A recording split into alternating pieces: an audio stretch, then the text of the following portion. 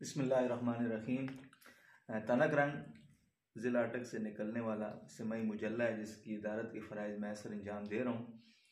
13वें शुमारे में हमने सैयद मज़हर अली शाह साहब की एक गज़ल इसके बैक टाइटल पर लगाई थी, वो आज मैं आपको सुनाना चाहता हूँ कि जिसने उससे न राब्ता रखा, जिसने उससे न राब्ता रखा, उसने दिल में है एक खला रखा। वाह।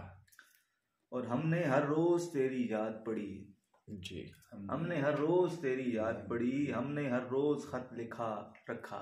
वाह वाह। और जिंदगी एहतियात से जी ली, जिंदगी एहतियात से जी ली, साथ रहकर भी फासला रखा। वाह क्या बात। साथ रहकर भी जिंदगी एहतियात से जी ली, साथ रहकर भी फासला रखा। वक्त की साजिशी हवाओं में, वक्त की साजिशी हवाओं में, वक्त की साजिशी हवाओं में, फिर भी अपना है हौसला रखा। और हुस्ने कुदरत ने एक दाने में, ये असली गजल शेर मेरी नजर में है जी, कि हुस्ने कुदरत ने एक दाने में है तनावर सा मौजज़ा रखा, है तनावर सा मौजज़ा रखा।